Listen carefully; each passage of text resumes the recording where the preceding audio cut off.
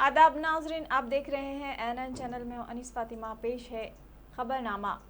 मरकजी वजारत पे किशन रेड्डी को तरक्की देने के बाद पहली मरतबा मरकजी वजीर सयाहत किशन रेड्डी ने तेलंगाना का दौरा करते हुए आज से 6 रोज़ा अवाम का आशीर्वाद यात्रा का आगाज़ किया। आज रात ये सूर्यापेट में क़याम करने के बाद कल वरंगल और हनुमकुंडा के अजला का दौरा करते हुए हनुमकुंडा में तेलंगाना के जिद्दोजहद में हिस्सा लेते हुए अपनी जान कुर्बान कर देने वालों को खिराज पेश करेंगे और मरकजी वजीर सेहत किशन रेड्डी 21 अगस्त को भुवनगिर का दौरा करते हुए यादाद्री मंदिर के दर्शन करने के बाद उसी रोज़ शाम हैदराबाद में जलसे आम को मुखातिब भी करेंगे। किशन रेड्डी की यात्रा के हमरा सदर रियासती बीजेपी व रुकन पार्लियामेंट बी संजय, कौमी नायब सदर बीजेपी डीके अरुणा और दीगर भी मौजूद थे। పార్టీ భారతీయ జనతా పార్టీ అదేవిధంగా మహిళలు కూడా అత్యధికంగా ఉన్నటువంటి పార్టీ ఈరోజు భారతీయ జనతా పార్టీ। కాబట్టి ఈరోజు భారతీయ జనతా పార్టీ ఈరోజు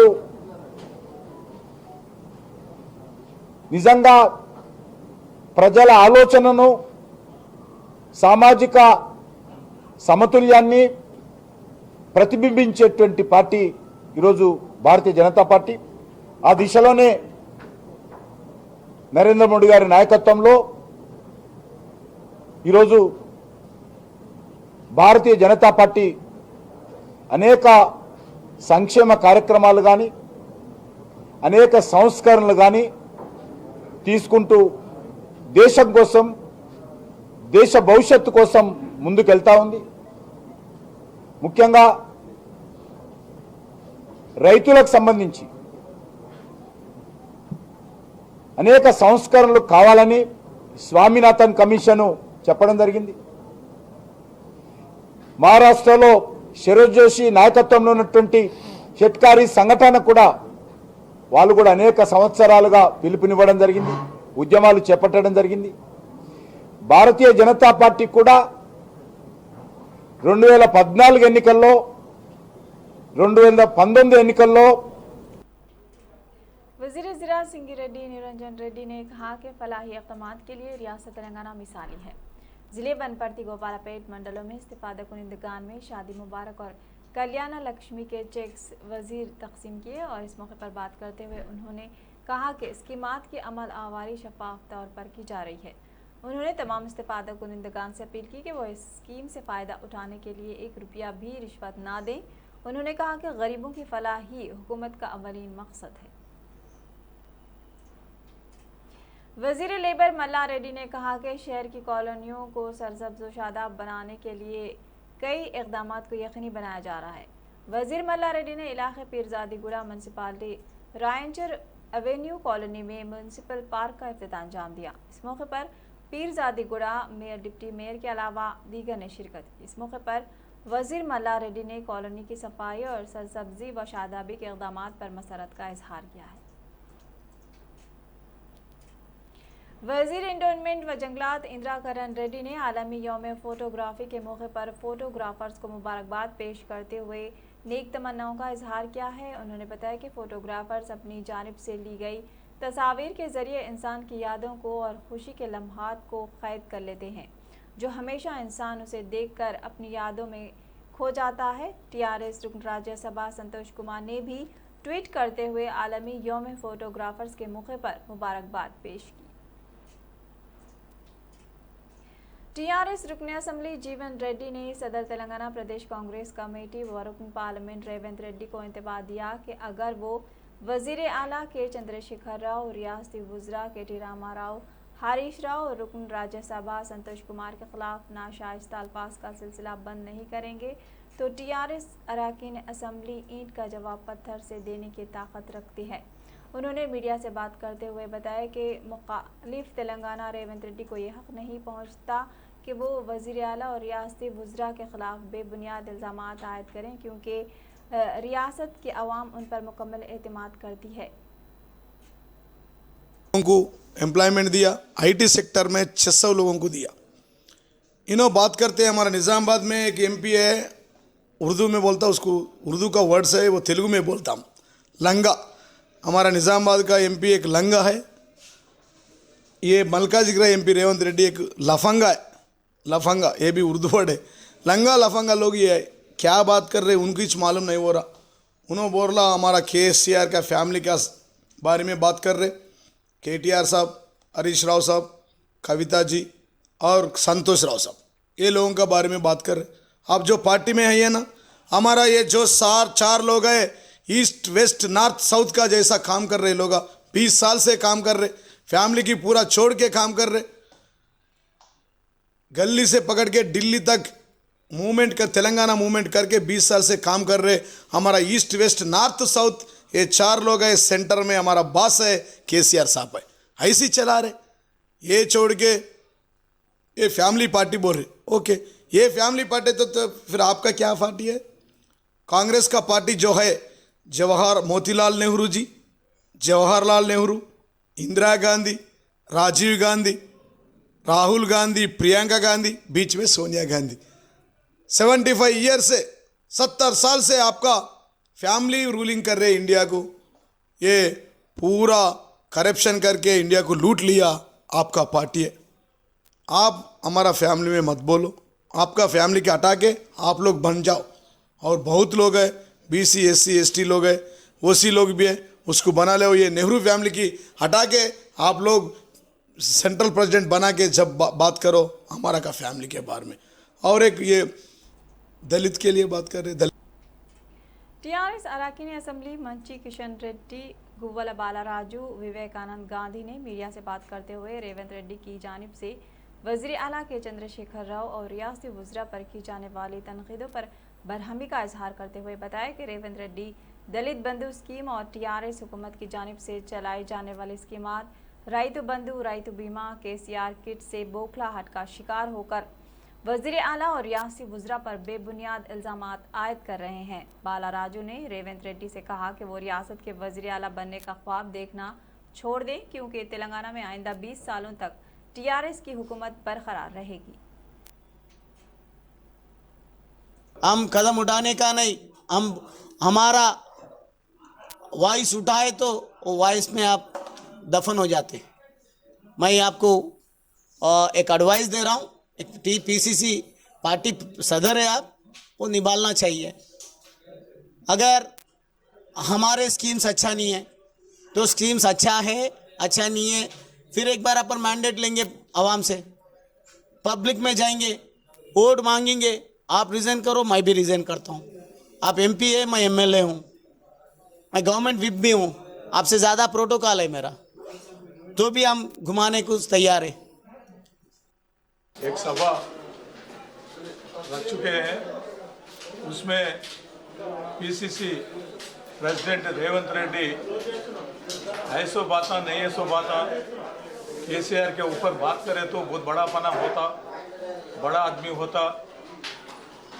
लोग मेरा अधिष्ठान पूरा उन लोगों को अच्छा समझता बोल के उन्होंने दुनिया के बातें कर रहे हैं, which is not good thing. उन्होंने समझना चाहिए कि पॉलिटिक्स में एक ऑथेंटिक रहना चाहिए, जो बात बोलते हैं उसको निभाना चाहिए।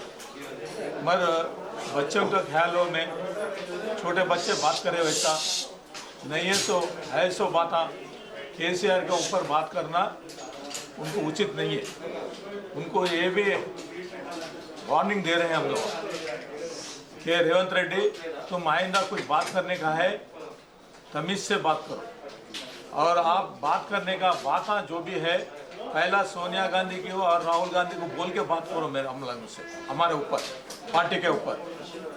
वो अधिष्ठान उन्होंने ये बातें करो बोल के नहीं बोले, आपको PCC बनाए नहीं, पार्टी बढ़ाओ, पार्टी बढ़ा के कल इलेक्शन के ऊपर लड़ो बोल के उन लोगों ने भिजाए तुम्हारे। मगर आप बात कर रहे हैं, क्या बात कर रहे हैं, बात जो भी बात कर रहे हैं कि लोग सुन रहे हैं और अधिष्ठान भी देख रहे हैं। आपको कल के दिन 6 महीने में उन लोगों घर को भिजाने का ख्याल है, 100% you will do, they will do it 100%। Rahul साहब ने उन्होंने देखना चाह रहे। परसों में फर्स्ट सभा में लोगों को, आधा लोगों को बुलाया, आधा लोगों को नहीं बुलाया, आधा लोगों से बात कराया, आधा लोगों से बात नहीं करा। सीनियर्स पूरे इकट्ठा होके 6 महीने में इसको घर को भिजाने का ख्यालों में भिजाते, कैसा भी हमको मालूम है। और इसका हरकत हम पूरे भी पहले 20 साल से हम देख रहे हैं, एक जगह भी नहीं है मीडिया को आड़ा रख के पब्लिक को कबायली दंडोरा कोऑर्डिनेटर्स का इजलास मुनक़िद हुआ। इस मौके पर वर्किंग सदर महेश कुमार गौर ने इजलास की सदारत की। इजलास के इनेकाद से कबल तमाम कायदीन ने कांग्रेस की सीनियर कायद कल्पना की अचानक मौत पर उनकी तस्वीर पर फूल चढ़ाकर उन्हें खिराज पेश किया। इस इजलास में टीपीसीसी के सदर Revanth Reddy, AICC incharge Manickam Tagore, CLP कायद भट्टी विक्रमार्का, मुहिम कमेटी के chairman Madhu Yashki, AICC secretaries Bose Raju, Srinivas Krishnan, Anjan Kumar Yadav, Azmatullah Hussain के अलावा दीगर मौजूद थे।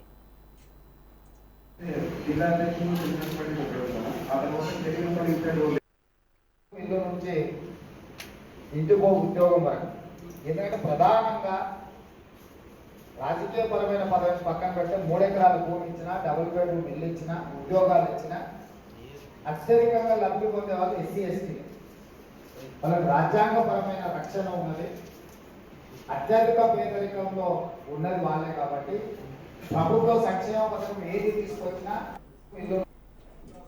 सीनियर नायब सदर तेलंगाना प्रदेश कांग्रेस कमेटी डॉक्टर मल्लू रवि ने टीआरएस अराकीन मुखन्ना और कायदीन की जानिब से सदर प्रदेश कांग्रेस कमेटी रेवंत रेड्डी पर शख्सी और रकीक हमलों की मजम्मत करते हुए कहा कि रेवंत रेड्डी ने वज़ीर आला तेलंगाना के चंद्रशेखर राव से दलित वज़ीर आला, दलितों को 3 एकड़ अराजी, दलितों को डबल बेडरूम्स के मकानात और दीगर ऐलानात पर सवालात करते हुए जवाब तलब किए।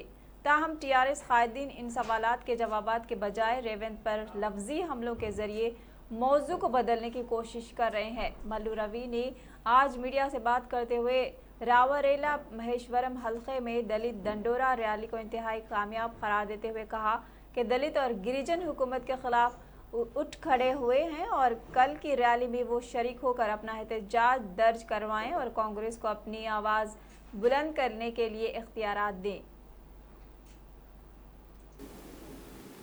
What Revanth Reddy spoke yesterday is about what is happening in the state. He spoke in the meeting. Opposition में जो बात करना है पब्लिक के लिए वही बात करा। वो क्या बोला, आप 3 एकर्स लैंड देते बोल के दलित गिरिजन्स को बोल के 7.5 ईयर हुआ, अभी तक नहीं दिया। वो क्यों नहीं दिया बोल के पूछा। डबल बेडरूम देते बोला, अभी तक नहीं दिया, क्यों नहीं दिया दलित गिरिजन को बोल के पूछा। 65,000 करोड़ रुपीस असेंबली में आप अनाउंस करे, इम्प्लीमेंट क्यों नहीं करे बोल के पूछा।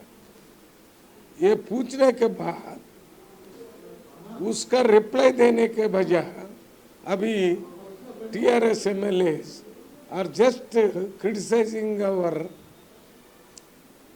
PCC president individual.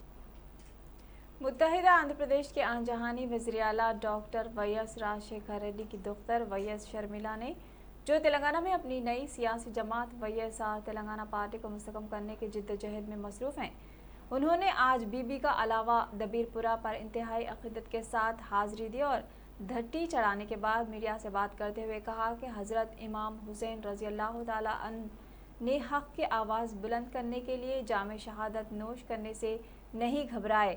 उनकी ज़िंदगी आज हमारी रहबरी कर रही है कि जुल्म के आगे डट जाना है, सरे खम करना नहीं। वाईएसआर तेलंगाना पार्टी इसी नज़्बुल ऐन को अपना मकसद बनाते हुए मैदान सियासत में अवाम के मफादात के तहफ़्फ़ुज़ के लिए मुकाबला कर रही है। अजीम भाई मैडम आइए, आगे पकड़ो।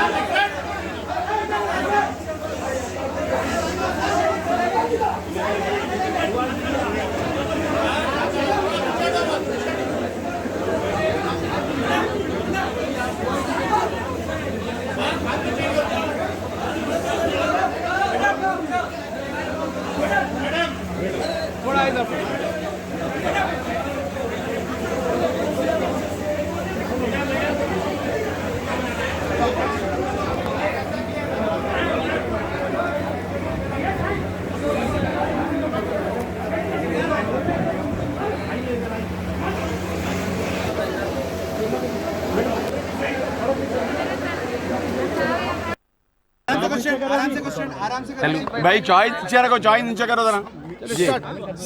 हम यहाँ नीचे करो भाई, आला में है।